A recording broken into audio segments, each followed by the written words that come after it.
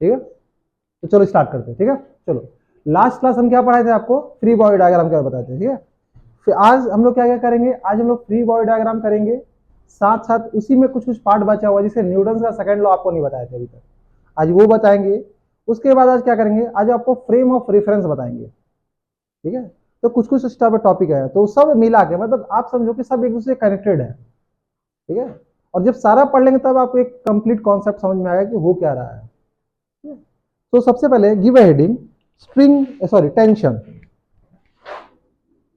बहुत टेंशन होता है ना पढ़ने में कभी कभी आप लोग को, वही टेंशन है ये। ठीक है, टेंशन।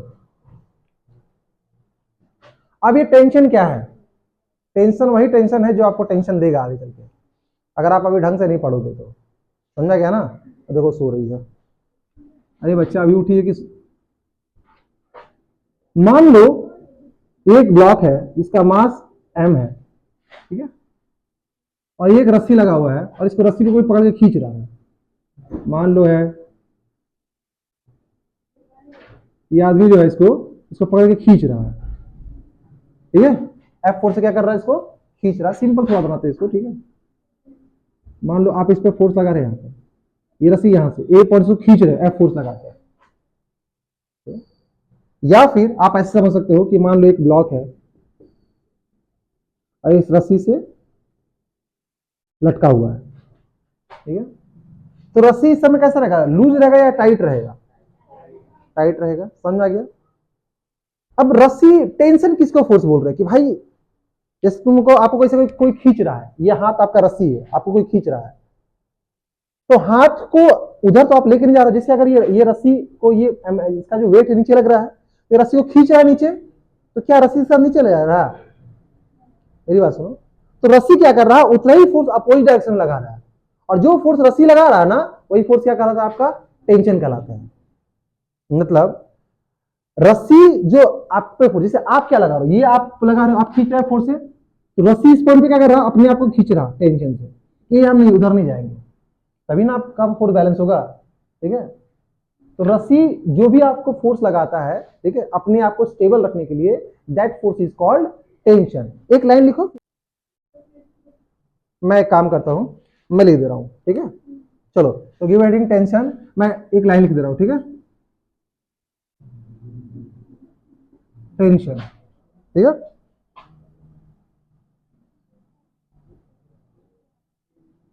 मैं एक ही सुनो, मैं काम करता हूं उतना ताम झाम यहाँ, एक लाइन में डेफिनेशन लिख दे रहा हूं। आप वो डेफिनेशन लिख लिए हो, हाँ चलो तो उसी को लिख दे रहा हूं। Whenever a string is pulled or made tight, ठीक है, it pulls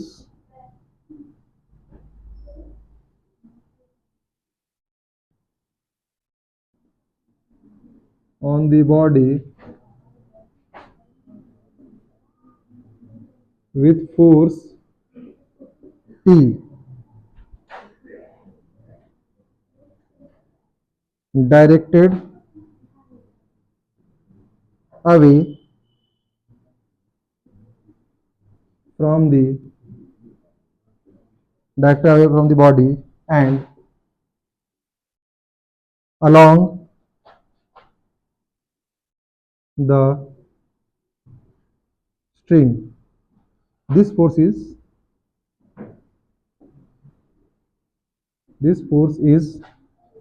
tension force.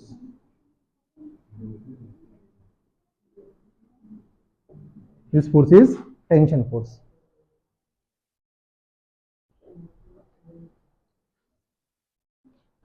जैसे अगर हम बात करेंगे, सुनो, अगर हम टेंशन की बात करेंगे तो टेंशन क्या है, रस्सी में लगने वाला फोर्स है। ठीक है, आप रस्सी में फोर्स लगाए तो रस्सी में इंटरनल लेवल पे भी फोर्स लगा। जैसे अगर हम रस्सी हमको इधर खींच रहा है तो अपने आप को बचाने के लिए इधर खींचेंगे ना, उतना ही फोर्स है। ठीक है, तो रस्सी के हर एक पॉइंट पे जो टेंशन लगता है, ठीक है, हर एक पॉइंट पे टेंशन लगता है। और हमेशा याद रखना आपको जो कंडीशन, जैसे मान लो, ठीक है, कि जैसे अगर मान लो इस रस्सी को हम 2 पॉइंट से काटे, मान लो ए से काटे और बी से काटे, ठीक है। तो मान लो हम रस्सी को काटे पॉइंट ए से और बी से, सबसे कंफ्यूजन पता क्या होगा आपको, रस्सी का टेंशन डायरेक्शन जानने में बहुत टेंशन, मतलब बहुत प्रॉब्लम होगा, ठीक है। सबसे कंफ्यूजन ये होता है कि रस्सी का जो टेंशन का डायरेक्शन होता है, टेंशन कुछ नहीं है, फोर्स है, ठीक है। तो आप क्या करोगे, कभी भी आपको रस्सी में टेंशन का डायरेक्शन जानना होगा तो ये बस एक ही पॉइंट याद रखना, क्या, कि रस्सी में टेंशन बरकरार रहना चाहिए, ठीक है। तुम्हारा फोर्स का डायरेक्शन ऐसा होना चाहिए टेंशन का कि रस्सी में टेंशन क्या होना चाहिए, इक्वल होना चाहिए। इक्वल मतलब इन द सेंस कि मतलब रस्सी में हमेशा टाइट होना चाहिए। अब अगर मान लो, ठीक है, सुनो, मान लो हम इसका एफबीडी बनाते हैं, ठीक है, इसका हम क्या बनाते हैं, फ्री बॉडी डायग्राम। मान लो हम 2-3 पॉइंट लिए, जैसे मान लो इसे मान लो ये रस्सी है, ठीक है। और यहां पे एक और कंडीशन है कि अगर रस्सी आइडियल रहेगा, ठीक है, फॉर आइडियल स्ट्रिंग, 1-2-3 पहले याद रखना, for ideal string, ideal string में रस्सी का जो मास होगा वो क्या होगा, आपका मास जो होगा वो 0 होगा, ठीक है। किसके लिए, फॉर स्ट्रिंग के लिए रस्सी का मास हमेशा क्या लेंगे, 0, आइडियल कंडीशन में, ठीक है। और क्या होगा, इनएक्सटेंसिबल होगा, मतलब ऐसा नहीं कि आप रस्सी टाने और रस्सी फैलते हुए जा रहा है, ऐसा नहीं होगा। और tension at every point, tension at each point is same, ठीक है, tension at each point is same. ये कब होगा, जब आइडियल, देखो 2 टाइप का रस्सी यूज करते हैं हम लोग, एक मास के साथ रस्सी, एक मासलेस रस्सी। 99% क्वेश्चन में आपका रस्सी का मास क्या रहेगा, 0 रहेगा, आइडियल कंडीशन रहेगा। और आइडियल कंडीशन में टेंशन हर एक पॉइंट का सेम होता है। जैसे अगर मान लो ये आइडियल रस्सी है तो इसका हर एक पॉइंट पे टेंशन लगेगा और सारा पॉइंट पे टेंशन क्या रहेगा, इक्वल रहेगा, ठीक है। पहला बात ये क्लियर हो गया, हर एक पॉइंट में टेंशन मतलब टान, और एक फोर्स है, जैसे रस्सी खींच रहे हो ना आप तो टान आ रहा ना, ठीक है। अब हमको सबसे ज्यादा कंफ्यूजन पता क्या रहता है कि जब आप एफबीडी लगाओगे, तो आपको समझ में आएगा कि हम टेंशन का डायरेक्शन कैसे ले। तो टेंशन का डायरेक्शन में बस इतना याद रखना है कि रस्सी हमेशा टाइट होना चाहिए, रस्सी क्या होना चाहिए, टाइट। तो जैसे अगर मान लो, ठीक है, यहां पे देखो, अगर मान लो इस रस्सी को हम यहां से काट दिए, सब यहां से काट दिए, तो कुछ ऐसा बन गया, ये मास है और यहां तक रस्सी था, मान लो ये पॉइंट ए से हम काट दिए, तो अब बताओ यहाँ पे टेंशन बाहर क्यों रहेगा, अंदर क्यों रहेगा।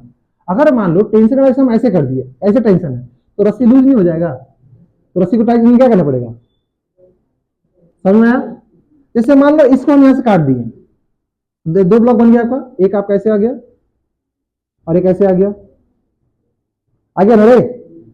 अब देखो यहाँ पे ये आपका, यहाँ पे क्या लग रहा है, ये रस्सी में टेंशन है, हर एक पॉइंट पे टेंशन है। तो अब बताओ यहाँ पे टेंशन का टेंशन क्या होगा, नीचे या ऊपर, रस्सी को टाइट रखना है। अगर मान लो तुम टेंशन ऐसे नहीं दिए तो अगर ऐसे करोगे तो रस्सी क्या जाएगा, लूज नहीं हो जाएगा, आप ही टेंशन लगा रहे हो, कोई और नहीं लगा रहा, रस्सी लूज हो जाएगा ना। तो रस्सी में टेंशन यहाँ पे क्या आ जाएगा, यहाँ पे आ जाएगा आपका नीचे, और इसमें यहाँ पे टेंशन क्या आ जाएगा, ऊपर, और नीचे क्या रहेगा बता, mg। तो देख इसका एफबीडी बन गया ना, तो टी बराबर क्या जाएगा आपका, mg। अरे हाँ है ना, टी बराबर क्या हो गया आपका, mg हो गया। इतना बात समझ में आया, ठीक है। एक और चीज देखो, इसको नोट करो, ये वाला पार्ट नोट करो, ये वाला पार्ट नोट करो, ये वाला पार्ट और ये वाला पार्ट नोट करो, कंफ्यूजन तो नहीं ना है, ठीक है। ये वाला पूरा पार्ट है और ये वाला पार्ट है। अब इससे मान लो, ठीक है, ये रस्सी का मान लो ये पार्ट बी है, सपोज ये मान लो पार्ट बी है और ये ए है, इस ए बी पार्ट को हमने तोड़ दिए, तो यहाँ पे टेंशन इधर लगेगा, यहाँ पे टेंशन इधर लगेगा टी, और यहाँ पे टेंशन क्या लगेगा, इधर लगेगा टी, ठीक है। नोट करो इस जल्दी से। अब इसी का एक कंडीशन और देखो, जैसे मान लो, ध्यान दीजिएगा, अब मान लीजिए इसी कंडीशन में ये वाला, यहाँ पे ये जो स्ट्रिंग है ये है आपका मासलेस है, आपका क्या है, आपका मासलेस है। लेकिन अगर मान लो, ध्यान दीजिएगा, कि अगर मान लो ये स्ट्रिंग है, ऐसे है, मान लो मास m है, अब इसका मास मान लो, स्ट्रिंग का मास कुछ है, मास मान लो स्ट्रिंग का क्या है, m है, तब हम एफबीडी कैसे ड्रॉ करेंगे, ठीक है। और मान लो आप बीच से कुछ काट दिए, ठीक है, या आप अगर मान लो ये 2 पॉइंट पकड़ते हो, मान लो ये पॉइंट ए पकड़ लिए और ये पॉइंट क्या पकड़ लिए, बी, ठीक है। तो ये पॉइंट बी पॉइंट बीच, तो तुम पहले बताओ, अगर ये पॉइंट बी है और ये पॉइंट ए है, तो यहां पे ए पॉइंट पे टेंशन कंडक्शन किधर होगा? मान लो हमको क्या रहा, रस्सी हमेशा टाइट रखना, ये बोला सर ऊपर रखिए, तो बताओ यहां पे क्या रखेंगे? इधर नीचे रखेंगे। अब तुम बताओ टेंशन क्या है? फोर्स है, रस्सी वैसे फोर्स लगाओ, बताओ टाइट रहेगा? रस्सी लूज हो जाएगा ना। बताओ जो टेंशन कंडक्शन है वो क्या हो गया? गलत हो गया। हम क्या बोले? कुछ भी हो जाए रस्सी टाइट होना चाहिए। रस्सी क्या होना चाहिए? अरे फोर्स लगा रहा ना, रस्सी में टाइट होगा, तो क्या ये डायरेक्शन गलत हो गया? ठीक है, तो ये बताइए आपका गलत हो गया कैसे? अब मान लो ये पॉइंट है, अभी कभी कंफ्यूजन आपको नहीं होगा। तो एक इधर लगा दो टेंशन P और एक इधर लगा दो आपका टेंशन। अब सही है? अब रस्सी टाइट रहेगा? अरे हाँ या ना? अब बात है कि अभी ये भी गलत है। हम बोले थे कि टेंशन सेम तभी होगा जब रस्सी का मास 0 होगा। क्या रस्सी का मास 0 है? तो टेंशन सेम नहीं होगा। तो यहाँ का टेंशन को हम T1 बोलते रहे, यहाँ का टेंशन क्या बोल दिए? तो समझ में आया? तो जब भी मास 0 होगा तभी टेंशन सेम होगा, मास 0 नहीं होगा टेंशन 0 नहीं होगा। सॉरी हम क्या बोलते, अगर रस्सी का मास 0 है तो टेंशन हर एक पॉइंट पे सेम होगा, हर एक पॉइंट पे, रस्सी का हर एक पॉइंट पे। और अगर रस्सी का मास 0 नहीं है तो हर एक पॉइंट का टेंशन क्या होगा? अलग अलग होगा। इतना समझ में आ रहा है? तो मतलब यहां का भी अलग होगा, यहां का भी अलग होगा, हर एक पॉइंट का अलग होगा। क्या ये बात क्लियर हुआ आपको? ठीक है, रस्सी का टेंशन क्लियर हो गया। टेंशन कैसे लेंगे? कुछ और एग्जांपल्स करते चलो देखते हैं। इधर बेटा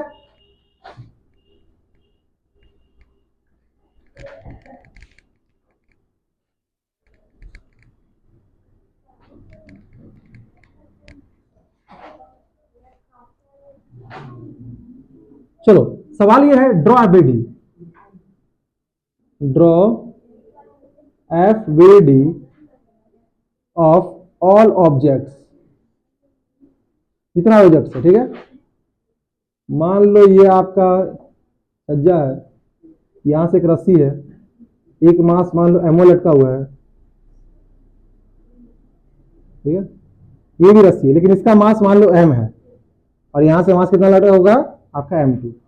और सबका ड्रॉ एफबीडी ड्रॉ करना है। यहाँ क्या क्या है देखो, यहाँ पे एक सीलिंग है, यहाँ पे एक स्ट्रिंग है, ये मास M1 है, ये दोनों स्ट्रिंग है बट इसका मास 0 है, ये मासलेस है।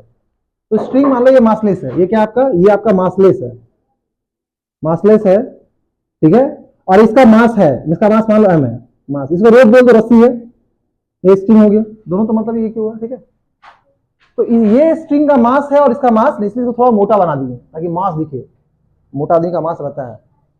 अरे है ना? और आपका एफबीडी बना है। तो यहाँ पे कितना कितना ऑब्जेक्ट्स है? एक मास M2 है, एक ये वाला रस्सी है, एक ये वाला रस्सी है, एक ही मास क्या आपका M है, और यहाँ सीलिंग है। Is that clear? ठीक है, हमको सबका एफबीडी बनाना है। कैसे ड्रॉ करेंगे? सबसे पहले पकड़ते हैं इस वाला रस्सी को, पकड़े। ठीक है, चलो ये रस्सी को पकड़ते हैं। यहाँ पे मान लो 2 पॉइंट मार कर, यहाँ पॉइंट ए कर दिए और यहाँ क्या कर दिए बी, तो ये पॉइंट हो गया आपका ए और ये पॉइंट क्या हो गया आपका बी। तुम बताओ ये रस्सी है तो टेंशन कंडक्शन क्या होगा? बताओ यहाँ पे क्या होगा, ऊपर या नीचे? यहाँ पे ऊपर, और यहाँ पे क्या जाएगा? समझ आ गया? अच्छा, यहाँ पे दोनों पॉइंट पे बताओ टेंशन बराबर होगा अलग अलग होगा? इक्वल और डिफरेंट।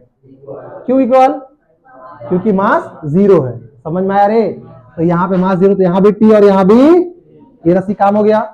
अब इसको पकड़ते ब्लॉक बी को, ये ब्लॉक बी है जिसका मास M1 है। अब इसके नीचे एक रस्सी लग रहा है जो इसको टान रहा है, और एक रस्सी पर टान रहा है। अरे है ना, इस ब्लॉक को दोनों रस्सी है ना। अब देखो चांसू, इसके नीचे भी रस्सी, इसके ऊपर भी रस्सी, ये टेंशन T लगा रहा है, तो ऑब्वियस सी बात है इस पॉइंट पे हमेशा रस्सी के हर एक पॉइंट पे इक्वल एंड अपोजिट टेंशन लगता है। तो ये वाला ब्लॉक इसको T टेंशन से खींचा, तो ये वाला ब्लॉक उसको क्या करेगा? ऊपर T टेंशन से खींचेगा। अरे सर रस्सी को खींचेगा ना ऊपर। अब बोलोगे सर यहाँ पे अगर मान लो सपोज रस्सी का टेंशन इधर लगा देते, तो अगर इसको पकड़ ले तो रस्सी लूज हो जाता है यहाँ से, तो टेंशन समझ आ गया। और देखो ये इक्वल अपोजिट है, न्यूटन का थर्ड लॉ काम कर रहा है, every action is equal in opposite reaction. तो एक्शन रिएक्शन देखो, दोनों का नेचर भी सेम है, अपोजिट डायरेक्शन है, अलग अलग बॉडी पे लग रहा है। अच्छा, यहाँ वाला रस्सी है, ठीक है, तो अगर इसका एफबीडी बनाओगे तो ये, अब देखो ये वाला रस्सी क्या करे, इसको नीचे खींच रहा, या सिंपल ये रस्सी है। ठीक है, तो यहां पे बताओ कि इसका टेंशन का क्या हम ऐसे लिख सकते हैं? ऐसे कर सकते हैं टेंशन। अच्छा, क्या इस रस्सी में जो यहाँ इस पॉइंट, ये मान लो पॉइंट सी हो गया, ये पॉइंट क्या हो गया आपका सी, यहाँ पर वन रस्सी है, तो इस ये जो रस्सी टेंशन क्रिएट करेगा, इसको जो खींच रहा है, क्या इस टी के बराबर होगा? वो कुछ डिफरेंट आएगा, ठीक है। तो हम क्या कर दिए, इसका टेंशन डायरेक्शन नीचे कर दिए और इसको बोल दिए T2, ये T बोले, इसको T1 बोल दो। ये क्या गया आपका T2? क्या इसका एफबीडी हो गया, काम हो गया या कुछ छूट रहा है? पहले सुनो, ये जो ब्लॉक M1 है, इसके ऊपर भी रस्सी है, इसको नीचे रस्सी है, तो रस्सी पर लगा दी दोनों ब्लॉक में ऊपर नीचे। अब ऑब्वियस ही बात है, रस्सी में आपको टाइट रखना है, क्या समझाए थे, ठीक है। इस रस्सी को हमको टाइट रखना है, तो इसमें टेंशन का डायरेक्शन ऊपर होगा और इसमें क्या होगा आपका नीचे। हमेशा रस्सी टाइट होना चाहिए। ये रस्सी इसको नीचे खींच रहा, अच्छा टेंशन अलग अलग होगी, रस्सी अलग अलग है, ठीक है। लेकिन और कुछ छूट रहा क्या है इसका, क्या कुछ एक और छूट रहा ना, इसका नीचे क्या रहेगा आपका mg, ऑब्वियस बात है बीच से ही आएगा, हम साइड से कर दिए, नीचे एक आ रहा है क्या आपका mg, अरे है ना, कोई दिक्कत।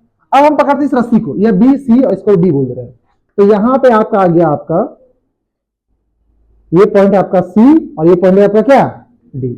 अब ये भी तो रस्सी है ना, अरे हाँ है ना, रस्सी है। तो अब बताओ यहाँ पे टेंशन का सी और डी पे किधर किधर आएगा, ऊपर या नीचे? बोलो यहाँ पे कैसे आएगा, ये कुछ ऐसा आएगा और यहाँ पे कुछ ऐसा आएगा, अरे हाँ है ना, इसको तभी ना रस्सी टाइट रहेगा, लेकिन टेंशन अलग लगाएगा। अच्छा ये पॉइंट पे तो इसका एक्शन का ये रिएक्शन, तो यहाँ पे T2 आ गया और यहाँ मान लो कितना आ गया था, अरे यही पॉइंट, ये तो सेम पॉइंट है, तो इसका एक्शन का रिएक्शन T2 आएगा, लेकिन यहाँ अलग क्यों हुआ, क्योंकि इसका मास क्या आपका डिफरेंट है। इसको हम थोड़ा सा अच्छे से बनाते हैं, ठीक है। ये आ गया आपका T2 और ये इधर क्या आएगा आपका T3। अब बचा क्या M2, तो M2 को पकड़ो, तो नीचे क्या लगेगा आपका M2G और ऊपर क्या लगेगा आपका T3, आया ना, तो समझना है। अरे ये रस्सी इसको जो पकड़ के रखा है, आप हमें अब बोलो सर यहाँ रस्सी खत्म हो जाएगा, अब रस्सी खत्म हो जाएगा तो गिर नहीं जाएगा, तो इसको पकड़ के कौन रखा है, रस्सी पकड़ा ना, तो यहाँ पर रस्सी इसको क्या पकड़ा, ऊपर खींच रहा होगा तब ना नीचे नहीं जा रहा है। अगर मान लो तुम टेंशन का डायरेक्शन इसे दे देते तो रस्सी नहीं जाता ना, अगर इसे पकड़ते तो ये तो फिर सब नीचे लेके जाता है इसको, ये सारा इसको क्या करता है, लेकिन नीचे चले जाता है। तो हमेशा याद रखना कि टेंशन का से ऐसा ही लेना है कि रस्सी हमेशा टाइट रहे। तो क्या ये वाला आपको समझ में आया, पक्का है, नोट कीजिए जल्दी से। हाँ ये M2G है, ये M1G होगा।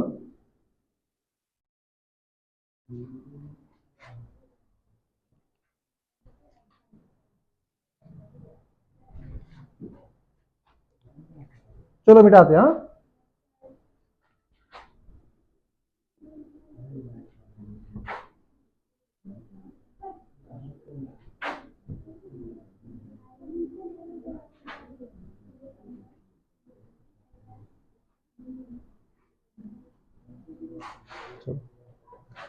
देखो एफबीडी आते रहेगा, मतलब अगर हम स्टार्ट करते हैं, हो गया, अगर हम एफबीडी के बाद तो एफबीडी आते रहेगा, मतलब पूरे मैकेनिक्स में आपको एफबीडी करना है, ठीक है। लेकिन तो एफबीडी का ऐसा नहीं कि एफबीडी खत्म हो जाएगा, आपका न्यूमेरिकल सत्य रहेगा, सब जगह आपको एफबीडी बनाना है, उसको सॉल्व करना है। लेकिन एक बहुत इंपॉर्टेंट, जब आप न्यूटन्स लॉ लगाते हो ना, तो एक बहुत इंपॉर्टेंट चीज आपको जाना होता है, that is frame of reference. So give a heading frame of reference, frame of reference, ठीक है। जानो कि पहले फ्रेम ऑफ रेफरेंस क्या होता है। Frame of reference, frame of जो रेफरेंस है बेसिकली वो ये दिखाता है कि आप मोशन को कहां से देख रहे हो, मतलब आपका कोऑर्डिनेट्स दिखा रहा है, ऑब्जर्वर का कोऑर्डिनेट्स दिखा रहा है। जैसे आप मान लो अभी आप बोले ना, जैसे हम मेरे रिस्पेक्ट में आप लोग क्या हो, रेस्ट कंडीशन में हो। अरे वो याद है बस वाला एग्जांपल किए थे कि दो लड़का बस पे बैठा हुआ था, ठीक है, एक बाहर से देख रहा था। जैसे आप बेसिक बात बताएं, अगर हम बात करेंगे, हम आप लोग बैठ के पढ़ रहे हो, हम पढ़ा रहे हैं, तो अभी हम खड़े हैं और आप लोग को देख रहे हैं, तो आप लोग क्या रेस्ट कंडीशन में हो, ठीक है। तो हम देख रहे हैं ना, तो मतलब फ्रेम ऑफ रेफरेंस का मतलब जहां से हम आपको देख रहे हैं, इसका मोशन को देख रहे हो। मान लो ये पंखा है तो हम पंखा घूमते हुए देख रहे हैं, ठीक है। तो फ्रेम ऑफ रेफरेंस का मतलब ये हुआ कि कहां से आप मोशन को ऑब्जर्व कर रहे हो।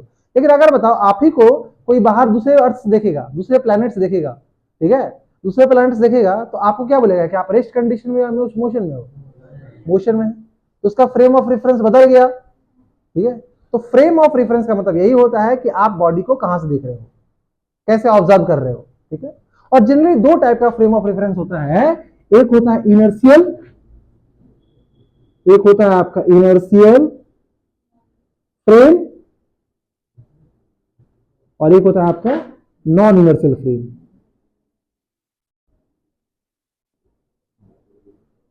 ठीक है, इनर्शियल और नॉन इनर्शियल। अब याद रखना इनर्शियल का मतलब क्या, अगर कोई आदमी रेस्ट में है, इनर्शियल का मतलब क्या, ऐसा फ्रेम जिसपे नेट फोर्स क्या हो, एक्सटर्नल क्या आपका जीरो हो, ठीक है। कैसे पहचानेंगे, पहचानेंगे कैसे, बॉडी ये observer will be in rest और uniform motion, observer will be rest और यूनिफॉर्म मोशन, ठीक है। और इन अभी तो और इन यूनिफॉर्म मोशन, और यहां पे आपका एक्सटर्नल फोर्स क्या हो गया, आपका जीरो नहीं होगा, मतलब नेट फोर्स आपका जीरो नहीं होगा, मतलब यहां पे आइदर आपका फोर्स जीरो नहीं होगा तो बॉडी घूमते रहेगा। ऐसे समझ में नहीं आएगा, समझो जैसे मान लो, ठीक है, एक ब्लॉक है, ठीक है, एम मास का, ठीक है, एम मास का है, यहां पे आप खड़े हो, हाँ हाँ करके खड़े हो, पूरा खुश हो, अभी आप रेस्ट में हो, ठीक है, आप इसको देख रहे हो, तो जब आप इसको देख रहे हो तो ऑब्वियस सी बात है, अगर इसका तुम एबीडी बनाओगे तो नीचे एमजी लगेगा और ऊपर क्या लगेगा आपका, ठीक है। तो आप यहां देख रहे हो ना, तो ये वाला हो गया, ये रेस्ट में है ना, तो ये क्या है, इनर्शियल फ्रेम हो गया, क्या हो गया आपका, इनर्शियल फ्रेम। लेकिन आपका एक दोस्त है, उसके पास कार है, क्या है उसके पास, ठीक है, कार होना बोलते हैं ना, बचपन में कह रही है यार उसके पास कार है, ये है वो है, ये कार है, ये तो टेस्ला टाइप का लग गया ना, क्या है, इतना घोर बेइज्जती करी तुम, ये तुमको दो टायर नहीं दिख रहा है, और दो चक्का में कार में चार टायर होता है, इसके दो पीछे है, इसके जो दिख नहीं रहा आपको, साइड व्यू है ये। तो ये मान लो कचरा गाड़ी नहीं है ये, ये बोले कचरा गाड़ी, हम टेस्ला बता रहे लोग कचरा गाड़ी बता रही है, इसलिए टेस्ला अभी तो इंडिया में आ गया है ना, अभी टेस्ला तो इंडिया में आ गया है, पहले इसलिए नहीं आ रहा था, क्यों, जैसे उसमें मजाक उड़ाया जाता है कि मान लो टेस्ला चला रहा है, उसको थोड़े पता है कि गाड़ी पे क्या, मतलब अमेरिका यूएसए की बात करते हैं, तो लोग डेवलप्ड कंट्री है, ठीक है, उसका हर एक पॉइंट में उसको पता है कि कहाँ पे क्या चल रहा है, जिससे वो उसके पास मार्केटिंग बहुत अच्छा है। हम लोग का पे कभी कभी इंडिया में ये कि ट्रैफिक पुलिस नहीं भी, फिर भी आदमी खुद से मैनेज कर रहा है, अपने जा रहा है, कोई ट्रैफिक पुलिस नहीं, सब अपने को पता है कैसे कैसे निकलना है। अब वहां पे टेस्ला कार है, बेचारा कंफ्यूज हो जाएगा जाना किधर है, क्योंकि आदमी वो तो हाईलाइट का यूज, वो तो सिग्नल का यूज करेगा कि हाँ सिग्नल ग्रीन होगा तब चलेगा। अब मान लो कि गलती से वो कहीं भूजा मोड़ गया तब आ गया, अब उसको कोई जान ही नहीं दे रहा, सडनली हर एक पॉइंट को कोई ना कोई पार जाता है। हम लोग मोटर जैसे कार वगैरह कैसे चलाते हैं, जैसे कार चलाए कोई आ भी रहा तो भी अपना कार पहले निकालेंगे, तो आदमी अपने आप रुकेगा। टेस्ला वाला जैसे उसका जो सॉफ्टवेयर वो क्या देखेगा, अरे यार एक आदमी आ रहा है, वो चुप रुक जाएगा, वो वैसे वो दिन भर वहीं पड़ा रहेगा, क्योंकि वो आदमी कभी रुकेगा ही नहीं वहां जाना, और वहां कोई उसको सिग्नल ही नहीं मिल रहा है। तो उसको हिसाब से फिर सीखना पड़ेगा कि नहीं आदमी आएगा तो भी हमको चलना पड़ेगा, उस चक्कर में पता चला दूसरा पे चढ़ा देगा वो, और गलती से कद कभी चढ़ा दिया वो पूरा कंपनी बाहर चला जाएगा, ठीक है। तो इंडिया में चीज किसी को सीखने के लिए थोड़ा सा ज्यादा सीखना पड़ेगा। फिलहाल आगे बात करते हैं, अगर मान लो ये आपका 5 मीटर पर सेकंड स्क्वायर की स्पीड से इधर जा रहा है, ठीक है, ठीक है, ये तो इसमें एक्सेलरेशन है ये, ठीक है, तो इसका हम लोग बोलते हैं नॉन इनर्शियल, ठीक है, non inertial frame, non inertial, ठीक है। अब ये जा रहा है, देखो इसमें एक्सेलरेशन है ना, क्या इसमें नेट फोर्स जीरो है, नहीं, क्योंकि इसके पास क्या है आपका एक्सेलरेशन है, ये नॉन इनर्शियल हो गया। अगर ये आदमी देखेगा तो ये आदमी बोलेगा कि नहीं हम नहीं जा रहे, यही बॉडी उधर भाग रहा है, देखो ये बॉडी पे कोई नेट फोर्स लग रहा है क्या, मेरी बात से क्या इस पे कोई नेट फोर्स लग रहा है इस कंडीशन में ना। लेकिन जब जब जब ये आदमी इधर जाएगा तो ये बोलेगा नहीं नहीं ये बॉडी हम रेस्ट पे है, ये आगे जा रहा है आपका 5 की स्पीड से, ये जा रहा है 5 एक्सेलरेशन से, जबकि इसमें ऐसा तो कुछ नहीं हो रहा है, ठीक है। तो यहाँ पे फिर हम लोग क्या करेंगे, यहाँ पे न्यूटन लॉ नहीं लगा पाएंगे। तो याद रखना कि आपका इसमें यहाँ पे आपका न्यूटन लॉ वैलिड होता है, न्यूटन लॉ आर वैलिड मतलब यहां पे काम करेगा, यहां पे न्यूटन लॉ काम नहीं करेगा, खासकर फर्स्ट थर्ड लॉ की बात नहीं करेगा, फर्स्ट और सेकंड लॉ यहां काम नहीं करेगा। तो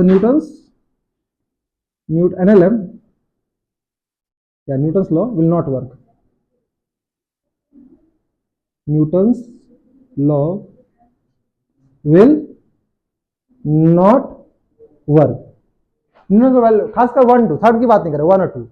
तो न्यूटन्स लॉ को अगर वर्क कराना है इनर्शियल फ्रेम में, नॉन इनर्शियल फ्रेम में, तो हम लोग एक फोर्स का हेल्प लेते हैं, उस फोर्स को हम लोग बोलते हैं सूडो फोर्स। क्या बोलते हैं? सूडो फोर्स बोलते हैं। सूडो मतलब समझो इमेजिनरी टाइप का फोर्स है, जो इसलिए जुगाड़ लगाया गया है ताकि हम क्या करें कि हमको इस कंडीशन में अगर यहां से चल भी रहा ना, ठीक है, यहां चल भी रहा तो भी हमें न्यूटन्स लॉ वैलिड कर दे, ठीक है। तो अभी ये थोड़ा कंफ्यूजन वाला पार्ट है, क्यों? क्योंकि अभी जब तक inertial frame non inertial frame को आप उस पर क्वेश्चंस नहीं लगाओगे तब तक आपको समझ में नहीं आएगा, ठीक है। तो अभी बस इतना याद रखना, ठीक है, कि फ्रेम ऑफ रेफरेंस का मतलब आप जहां से बॉडी को देख रहे हो, ठीक है, दो टाइप का होता है, एक होता है आपका इनर्शियल, एक होता है नॉन इनर्शियल। इनर्शियल का मतलब क्या हुआ, बॉडी या तो रेस्ट में रहेगा, जो भी ऑब्जर्वर देख रहा है या तो रेस्ट में रहेगा या फिर यूनिफॉर्म मोशन से चलेगा, मतलब ओवरऑल इस पे नेट फोर्स क्या होगा आपका? जीरो होगा। नॉन इनर्शियल मतलब नेट फोर्स जीरो नहीं होगा। यहाँ पे इसमें न्यूटन लॉ वैलिड होता है, इसमें न्यूटन लॉ वैलिड नहीं होता है। नॉन इनर्शियल में अगर आपको न्यूटन लॉ लगाना है तो आपको क्या करना पड़ेगा? एक जुगाड़ लगाना पड़ेगा, उस जुगाड़ को हम लोग बोलते हैं सूडो फोर्स। क्या बोलते हैं? तो अभी चूंकि लगाना हम नहीं सिखा रहे, बस आपको बता रहे हैं, इसलिए जब इसको लगाना सिखाएंगे तो ये बार बार आएगा। अभी जहां भी आप लगा रहे हो वो इनर्शियल फ्रेम लगा रहे हो, आप जहां से भी देख रहे हो, ऐसे नहीं कि आप दौड़ दौड़ के देख रहे हो, आप बस देख रहे हो कोई जा रहा है। जब आप दौड़ के देखना स्टार्ट कर दिया किसी को, जैसे आप मोटरसाइकिल से जा रहे हैं, तब जब आप किसी को देख रहे हैं तो वो नॉन इनर्शियल फ्रेम हो गया। हाँ, तब ऐसा नहीं कि मोटरसाइकिल मान लो 40 का स्पीड से जा रहे हैं, ऐसे जा रहे हैं और देखते हुए जा रहे हैं, तब भी वो इनर्शियल फ्रेम है। लेकिन मोटरसाइकिल का स्पीड लगातार बढ़ रहा है, लगातार घट रहा है, मतलब उसमें क्या एक्सेलरेशन है।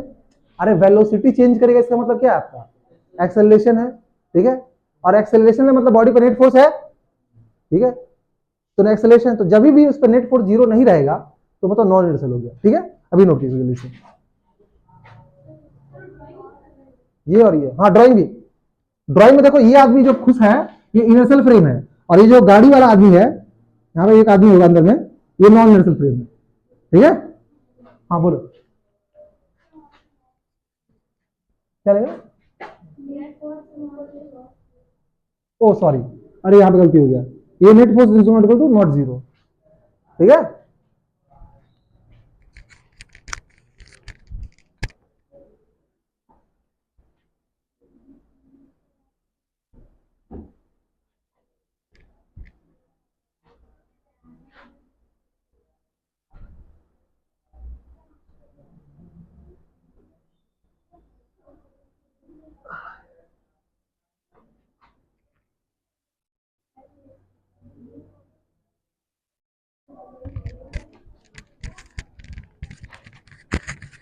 इसमें एक लाइन बस वो भी ऐड कर देना, सुडो फोर्स जो बताएं, to apply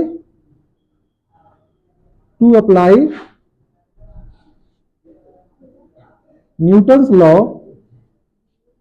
we use pseudo force, SEU, pseudo force.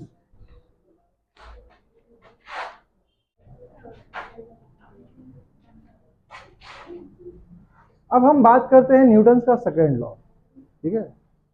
लेकिन न्यूटन का सेकेंड लॉ अगर स्टेटमेंट बोला जाए तो ये है आपका, rate of change of linear momentum directly proportional to the force applied on it. मतलब मोटा मोटी आप यही पढ़ोगे कि force is directly proportional to dp by dt, और ये होता है dp बाई dt होता है rate of change of linear momentum. तो हो सकता है बहुत को यही नहीं पता हो कि लीनियर मोमेंटम क्या होता है, ठीक है। सो पहले give heading linear momentum, linear momentum, इसको हम डिनोट करते हैं P से, ठीक है। It is denoted by P, ठीक है। तो बेसिकली मोमेंटम क्या होता है? मोमेंटम इज नथिंग बट कि it is a product of mass and velocity, ठीक है। और ये बेसिकली मास और वेलोसिटी का कॉम्बो पैक है, ठीक है। और मास और वेलोसिटी अपने आप में जब मिल जाता है ना, तो कहीं ना कहीं वो एनर्जी को शो करता है, समझे? क्योंकि आगे चल के पढ़ोगे कि आपका जो काइनेटिक एनर्जी बॉडी का होगा, किसी बॉडी जिसका मास m है, वेलोसिटी जा रहा है, तो कहीं ना कहीं प्रोपोर्शनल, डायरेक्टली प्रोपोर्शनल होगा आपका मोमेंटम का, मोमेंटम से प्रोपोर्शनल होगा कि अगर मोमेंटम बढ़ाओगे तो काइनेटिक बॉडी का बढ़ेगा। तो आप ऐसा समझ सकते हो कि मोमेंटम किसी बॉडी का, या तो बोल सकते हो कि मोशन को डिफाइन करता है, या आप बोल सकते हो एनर्जी को डिफाइन करता है। लेकिन इसका डायरेक्टली आप याद रखना, फिलहाल एक याद रखना कि भाई जो मोमेंटम होता है वो मास इंटू वेलोसिटी होता है। तो पहले एक लाइन लिखो, एक लाइन लिखो, मोमेंटम ऑफ अ बॉडी, एक लाइन लिखिएगा, मोमेंटम ऑफ ए बॉडी, मैं लिख दे रहा हूं यहां पे, momentum of a body is the quantity of motion, quantity of motion possessed by the body, ठीक है? It is equal to the product of mass and velocity, ठीक है? तो देयरफॉर आपका जो मोमेंटम होता है, जिसको हम लोग पी नोट करते हैं, ये क्या होता है? Mass into velocity. तो P बराबर होता है आपका m इंटू वी, ठीक है? अब मोमेंटम में यूनिट की बात करेंगे तो मास का होता है आपका केजी, ठीक है? और आपका जो वेलोसिटी होता है क्या होता है? मीटर पर सेकेंड, ठीक है? और ऑब्वियस ही बात है, वेलोसिटी आपका वेक्टर क्वांटिटी, तो मोमेंटम भी क्या होता है? वेक्टर क्वांटिटी होता है, ठीक है? तो it is a vector quantity, ठीक है? और ऐसा यूनिट क्या हो गया आपका? इज केजी मीटर पर सेकेंड, ठीक है? ऐसा यूनिट हो गया आपका केजी मीटर पर सेकेंड।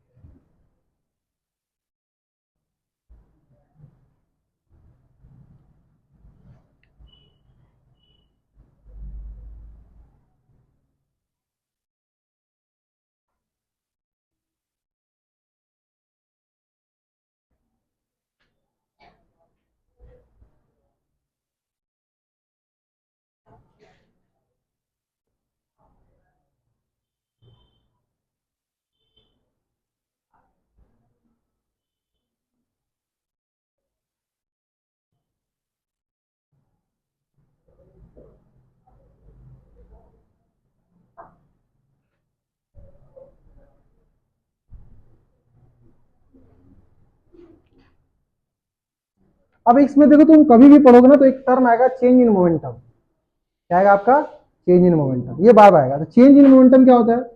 कुछ नहीं, इसमें चेंज होता है, चेंज इन मोमेंटम, ये बार बार आपको परेशान करेगा, इसको भी डेल्टा पी बोलेंगे।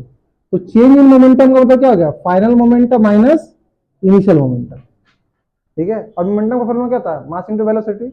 अगर मान लो आपका मास नहीं चेंज हो रहा, जैसे मान लो एक बॉडी है, ठीक है? इसका इनिशियल वेलोसिटी स्पीड u था और मास m था, थोड़ा देर के बाद इसका स्पीड हो गया v और मास तो m ही रहा, तो चेंज इन मोमेंटम क्या हो गया? तो भाई ये फाइनल पोजीशन है और ये क्या है आपका? इनिशियल पोजीशन है। देखो मोमेंटम का भी बात आगे होगा, क्योंकि हम मोमेंटम टर्म आपको बताना चाह रहे थे, इसलिए बस टर्म बता के आगे निकल रहे हैं, ठीक है? मोमेंटम आपको परेशान नहीं करेगा, मतलब बार बार आएगा, चिंता मत करना, ठीक है? तो हम ये बोले कि अगर मान लो एक बॉडी चल रहा था, सडनली वो एक्सेलरेट किया, ठीक है? तो पहले इसका स्पीड u था, थोड़ी देर के बाद क्या हो गया आपका? v हो गया। तो यहाँ पे बताओ, इसको बोल सकते फाइनल, तो यहाँ फाइनल मोमेंटम पी क्या होगा आपका? मास इंटू वेलोसिटी, और यहाँ पे मोमेंटम, इनिशियल मोमेंटम क्या होगा? P I, mass into velocity. समझ में आया? तो चेंज इन मोमेंटम कभी लिखना तो हमेशा final momentum minus initial momentum. तो क्या फाइनल मोमेंटम की इसके अकॉर्डिंग हम बोल सकते हैं m into b minus m into u, आया ना, ठीक है। तो चेंज इन मोमेंटम को डेल्टा पी से नोट करेंगे, ठीक है। और अभी ये भी बता दें चेंज इन मोमेंटम अपने आप में कुछ बताता है, ठीक है। एक टर्म पढ़ेंगे हम लोग इम्पल्स, ठीक है, इम्पल्स पढ़ेंगे, लेकिन अभी वो इम्पल्स नहीं, पहले हम न्यूटन का, बेसिकली हम मोमेंटम क्यों बताया आपको, क्योंकि आपको न्यूटन का सेकंड लॉ जानना है। तो ऐसा हो सकता है कि बहुत को मोमेंटम का बेसिक पता नहीं हो, ठीक है। एक छोटा सा न्यूमेरिकल्स भी करते हैं, चलो। यहां न्यूमेरिकल लिख रहा है, क्वेश्चन है, ठीक है। एक बॉडी है, ठीक है, इसका स्पीड यू है, इनिशियल स्पीड है मान लो 5 मीटर पर सेकेंड, और एक्सेलरेशन है आपका 2 मीटर पर second square. Find change in momentum after 2 second, after 2 second. 2 second में मोमेंटम में चेंज कितना होगा। सवाल क्या है, देखो एक बॉडी है जो 5 मीटर पर सेकंड की स्पीड चल रहा है। अच्छा, मास इसका नहीं दिया बच्चा, मास मान लो m है, और मास m का जो वैल्यू है मान लो 10 kg है। तो एक 10 kg का बॉडी है जिसका स्टार्टिंग स्पीड है 5 मीटर पर सेकेंड, और एक्सेलरेशन कितना है आपका 2 मीटर पर सेकेंड स्क्वायर। तो बोला कि 2 सेकेंड में मोमेंटम में चेंज कितना आएगा, ठीक है। आई होप आप ये लिख लिए होंगे, सबको लिख लिया पार्ट। अच्छा पहले इसको नोट करो, हाँ। चेंज हमेशा फाइनल माइनस इनिशियल करना है, ठीक है। अब तुम देखोगे ये सवाल, देखो यहां इस सवाल को देखो, मेरे को तो हम बोल सकते हैं कि 2 सेकंड बाद स्पीड क्या होगा। तो एक फॉर्मूला होता है v equal to u plus a t. तो u आपका कितना है आपका 5, a है आपका 2, और टाइम है आपका ये भी 2 है, तो कितना हो गया 9 मीटर पर सेकंड, ये v हो गया। और आप इनिशियल मोमेंट क्या हो जाएगा, मास इंटू डिस्प्लेसिटी। तो मास कितना बच्चा 5 kg, मास कितना है 10, 10 इनिशियल वेलोसिटी कितना आपका 5, तो कितना हो गया आपका ये 50 kg मीटर पर सेकेंड। और फाइनल मोमेंटम निकालो, मास इंटू फाइनल वेलोसिटी। मास कितना आपका 10, और वेलोसिटी कितना आपका 9, कितना हो गया आपका 90 kg मीटर पर सेकेंड। सो आपका चेंज इन मोमेंटम डेल्टा, ये डेल्टा पे क्या होता है चेंज इन मोमेंटम, हमेशा final momentum minus initial momentum. Final कितना आपका 90, इनिशियल कितना आपका 50, कितना बच गया आपका 40 kg मीटर पर second. This is your change in momentum, okay. Note करो जल्दी से।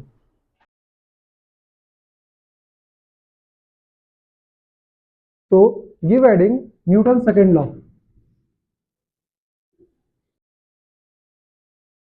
Newton second law of motion,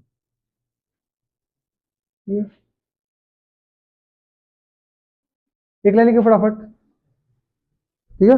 देखो वही सिंपल स्टेटमेंट है कि जो आपका फोर्स था वो directly proportional to the rate of change of linear momentum होता है, ठीक है। तो उसे इसके लिखवा रहा था ढंग से, ठीक है। देखो it states that the rate of change of linear momentum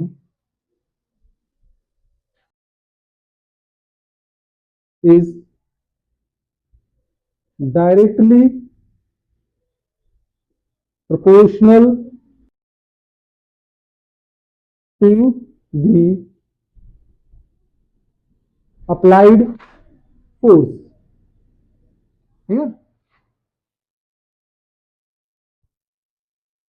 The rate of, it states that the rate of change of linear momentum is directly proportional to the applied force, and एक और लिखिएगा, एक point और लिख लीजिएगा,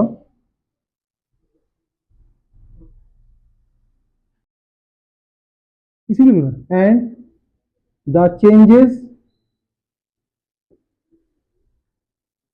takes place in the direction of applied force।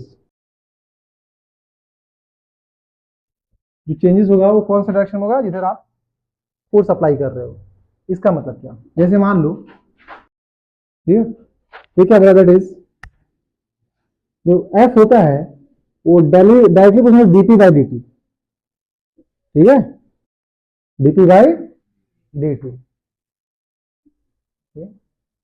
अब तुम समझो कि पी क्या है, what is P, P is momentum, ठीक है, वो इज मोमेंटम। पी आपका मोमेंटम होता है मास इनटू वेलोसिटी, और डीपी क्या होगा, चेंजिंग मोमेंटम।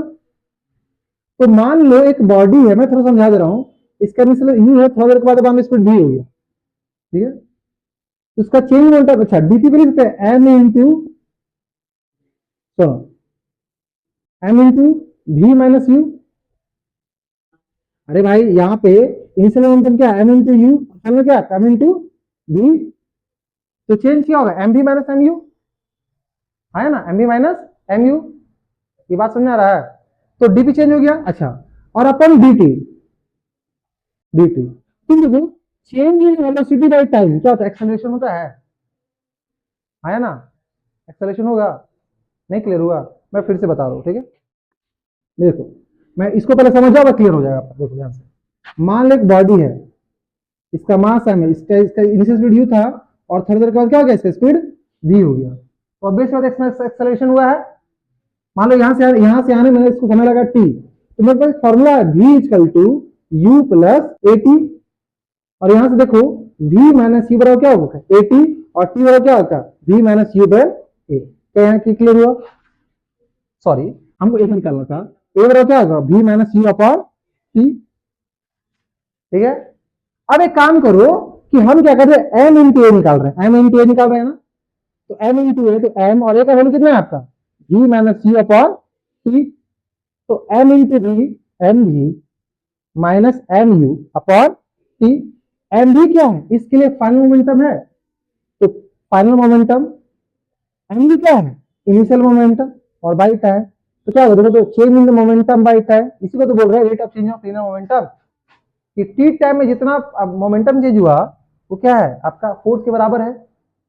तो हम क्या किए, मतलब ये डी बाई डी टी, अच्छा डी बाई डी टी क्या हो गया, ठीक है, एम इंटू ए हो गया, है ना।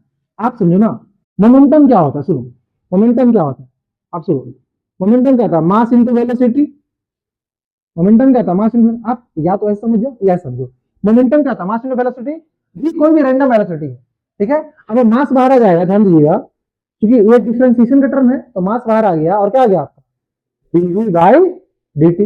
ये डी बाई डी टी देखा देखा लग रहा है, ये डी बाई डी टी क्या ए होता था, अरे ए क्या होता है, डी बाई डी टी, ठीक है, तो F is equal to m into a. अब प्रपोर्शन का साइड लाइन कांस्टेंट डालते हैं, कभी प्रपोर्शन लाइन क्या डालेंगे, कांस्टेंट, एफ बराबर क्या आ गया, के इंटू एम इंटू ए, और के का वैल्यू 1 होता है एक्सपेरिमेंटली से, बाय एक्सपेरिमेंट आपका के वैल्यू कितना होता है 1, तो एफ बराबर कितना आ गया आपका, एम इंटू ए, ठीक है। तो आप फाइनली इसको दो स्टेटमेंट की तरह लिख सकते हो, ठीक है, कि या तो आपका जो फोर्स होता है वो होता है एम, सॉरी, फोर्स क्या होता है d t by d t, या ये होता है m into a, this is your Newton second law, ठीक है। फोर्स बराबर क्या होता है, मास इंटू एक्सेलरेशन, ये क्या है आपका एक्सेलरेशन, या D by d T, D by d T क्या है, कहिए क्या है आपका, rate of change of linear momentum, या इसको या तो ऐसे पढ़ते हो रेट ऑफ चेंज ऑफ पढ़ते हो, या directly rate of change of linear momentum, और ये क्या है मास इनटू एक्सेलरेशन, यहां तो कोई दिक्कत, अच्छा, तो यही हो गया, यही आपका है। अब यहाँ पे क्या किया, कुछ नहीं किया बच्चा, देखो प्रोपोर्शन का साइन क्या होगा, कांस्टेंट डालते हैं, तो ये के क्या आपका कांस्टेंट है, के क्या आपका बच्चा कांस्टेंट है, और कांस्टेंट का वैल्यू यहाँ पे हम लोग 1 लिए बाय एक्सपेरिमेंटली, एक वैल्यू क्या होता है 1 होता है, ठीक है, तो इसलिए यहाँ पे एफ बराबर डीपी बाई डी टी, या एफ बराबर एम इंटू ए, तो बॉडी पे जो नेट फोर्स होता है वो क्या होता है, मास इंटू एक्सेलरेशन। अच्छा मास का यूनिट क्या है, मास का यूनिट क्या होता है केजी, और एक्सेलरेशन क्या जाएगा मीटर पर सेकेंड स्क्वायर, तो इसका आंसर क्या होगा केजी मीटर पर सेकेंड स्क्वायर, इसी को हम बोलते हैं न्यूटन, क्या बोलते हैं न्यूटन। तो इसका जो ऐसा यूनिट होगा बच्चा, ऐसा यूनिट क्या हो गया आपका न्यूटन, और 1 न्यूटन बराबर कितना होता है आपका? 1 केजी मीटर पर सेकेंड स्क्वायर। ये 1 न्यूटन के बराबर हो गया। तो बस इतना ही याद रखना है। क्या याद रखना है आपको? क्या याद रखना है आपको? कि फोर्स बराबर मास इंटू एक्सेलरेशन। क्या याद रखना है? फोर्स बराबर मास इंटू एक्सेलरेशन, या फिर फोर्स बराबर DP by d T. Force बराबर क्या जाएगा आपका? DP by d T. ठीक है, बात मत क्या करो। मैं 2-3 बार तुम लोग को टोक चुका हूं। देखो, बात करने का ये होगा, ठीक है? तुम लोग अभी बात कर रहे हो, ठीक है, हमको कोई इशू नहीं होगा, मेरा कुछ नुकसान नहीं होगा। आप क्लास में बात कर रहे हो बैठ के, मेरा कोई नुकसान नहीं है। मेरा क्या नुकसान होगा भाई? मेरे को तो वैसे भी पैसा तुम सब ले भी लेके रहेंगे। हम पैसा नहीं छोड़ने वाले, हम पैसा लेंगे, क्योंकि हम पढ़ा रहे हैं, मेहनत कर रहे हैं, पैसा लेंगे। लेकिन अभी आप समझोगे नहीं ना, तो वापस जाके उसी चीज को देखना पड़ेगा। ठीक है, दोबारा क्यों मेहनत करना चाहते हो? और क्लास के बाद भाई आप जाओ ग्राउंड में, घूमते घूमते आराम से बात करते रहो। ऐसा नहीं कि तुम्हारा बात करने से हमको बहुत डिस्टर्बेंस हो रहा, लेकिन हमको पता है कहीं ना कहीं तुम लोग कॉन्सेंट्रेशन यहाँ पे नहीं है। तो बात करने से मतलब धीरे धीरे गुनगुन बात कर रहे हो, हमको समझ आ रहा की बात कर रहा है। बहुत सारे बच्चे दिखता है यार, पढ़ा रहे क्लास में, इतना साल से पढ़ा रहे हैं, दिख रहा है कि भाई मेरे को बात कर रहा है बच्चा, अपने में लगा हुआ है, यहाँ फोकस नहीं। जो फोकस होगा उसका आवाज भी आता है। तो आपके बात करने से मेरा नुकसान कम, आपका नुकसान ज्यादा होगा। क्योंकि एक बात होती है, मैं पढ़ा रहा हूँ भाई, मेरे को पढ़ाना है, उसमें कुछ रिजल्ट देगा, कुछ नहीं देगा, ठीक है, कुछ सीखेगा, कुछ नहीं सीखेगा, वो पता है भाई, वो नियति है, सारा 100% नहीं सीख सकता है, कुछ ना कुछ लेगा। लेकिन कोशिश ये रहता है कि सब सीखे। अब उसी में तुम बात कर लोगे। और हम क्यों टोकते बार बार? इसलिए टोकते हैं कि भाई आप कॉन्सेंट्रेट करो, क्योंकि ये आदत में लाओ, क्योंकि अब बात करने का आदत आ गया तुम लोग का। ठीक है, तो थोड़ा ध्यान दो। कल की ही बात बता रहे हैं, अभी 2-3 दिन से मेरे कॉलेज में एडमिशन चल रहा है। क्यों हम ऐसा बोलते, सुनो, बढ़िया पढ़ना क्यों जरूरी है? अभी 2-3 दिन कॉलेज में एडमिशन चल रहा है, ठीक है, बीटेक वाला बच्चा का एडमिशन चल रहा है। अब जो भी पेरेंट्स आ रहे हैं, मतलब बाहर उसको हॉस्टल में अलाउ नहीं कर रहा, बाहर में एडमिशन चल रहा है, और वो खुशी से कोई वीडियो कॉल कर रहा है, एक छोटा सा फ्रेम लगा हुआ है IITiasm का, तो वहां पे एकदम फोटो खिंचा रहा है, मतलब मस्ती से। मतलब क्या प्राउड मोमेंट से किसी को वीडियो कॉल करके दिखा रहा सब कि अरे देखो मेरा बेटा का IIT में सिलेक्शन हो गया, देखो IIT कैसे दिख रहा है। बाहर में जो गेट है जहाँ कंस्ट्रक्शन चल रहा है, वहां लाके सब फोटो खिंचा रहा है, देखो ये IITiasm देखो, बस वो टैग के लिए। तो कितना खुशी होता है आपका सक्सेस जो है। देखो आगे चल के आप कितना कमाओगे, माँ बाप को दोगे नहीं दोगे डजन मैटर, लेकिन अभी जो काम कर उसमें भी तो आप खुशी दे सकते हो। और उसमें तो हर एक पेरेंट्स का फेस देखो, हम देख रहे थे, मतलब एक अलग टाइप का चमक था, एकदम प्राउडली सब खड़ा था। अगर किसी को 8 घंटा भी लाइन में खड़ा है ना, तो एकदम खड़ा है, सुबह से खड़ा है, एक दिन पहले 2 दिन पहले से आके आ रहा, एकदम प्राउडली बैठा हुआ है, कुछ खाए पीने, फिर भी उसको खुशी से उसका पेट भरा हुआ है उस गार्जियन का। ठीक है, बच्चा को सारा सामान ला खरीद के दे रहा है, एडमिशन करवा रहा है, कुछ घट रहा तो दे रहा है, सब जगह जाके फोटो क्लिक करा रहा है, बाहर में दुकान है वहां पे जाके फोटो क्लिक करा रहा है भाई, हर एक जगह बोर्ड लगा हुआ, बोर्ड पे जाके फोटो क्लिक करा रहा सब। तो ये सब खुशी आप दे सकते हो। आप बहुत पैसा नहीं सकते पेरेंट्स को, पेरेंट्स आपको पैदा किए हैं, आप उनका भार कभी नहीं, लेकिन ये सब जो छोटे छोटे तुम लोग खुशी दोगे ना पेरेंट्स को, वो बहुत हेल्प करता है। ठीक है, और ये तभी होगा जब अभी से पढ़ोगे, समझे? तो कोशिश करो कि वो खुशी दो पेरेंट्स को। तुम्हारा भी पेरेंट्स जाकर तुम्हारा फोटो ले, तुमको खड़ा करे, तुम खड़ा रहो, हम फोटो ले रहे हैं, साथ में उसका छोटा भाई बन भी आएगा, उसका ही फोटो लेगा, देखो फोटो, तो फिर उसके भैया यहाँ पे गए तो हम भी यहाँ पे गए। ये जरूरी नहीं कि उसी कॉलेज के लिए, आप कहीं भी जा रहे हो, सक्सेसफुल हो गए तो पेरेंट्स को खुशी मिलता है।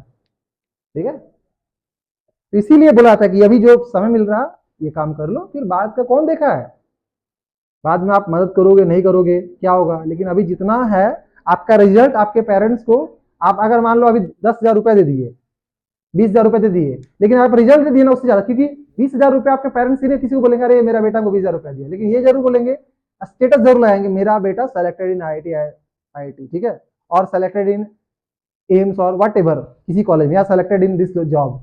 तो वो सब देखना पेरेंट्स लगाते हैं, तो उनको खुशी मिलता है भाई, वो खुशी से ही लगा रहे हैं। अब अगला कोई बोलेगा अरे दिखाने के लिए, भाई दिखाने के लिए तो क्या हुआ, लगा तो रहे ना। आपको क्या चाहिए? आपको चाहिए आपका पेरेंट्स खुशी, दूसरा क्या जल रहा मर रहा डजंट मैटर। तो कुछ ऐसा करो कि पेरेंट्स खुशी मिले, क्योंकि कल 2 दिन से देख रहे हैं एकदम चमक है फेस पे सबका। ठीक है, तो आपको भी अपना फेस, आपका मतलब आपके फेस नहीं, आपके गार्जियन के फेस पे आपको अगर चमक देखना है तो अच्छा रिजल्ट दो। ठीक है, बहुत खुश होंगे। ठीक है, तो आज ये हो गया, नेक्स्ट क्लास हम लोग क्या करेंगे, इसके बाद करेंगे। ठीक है, चलो।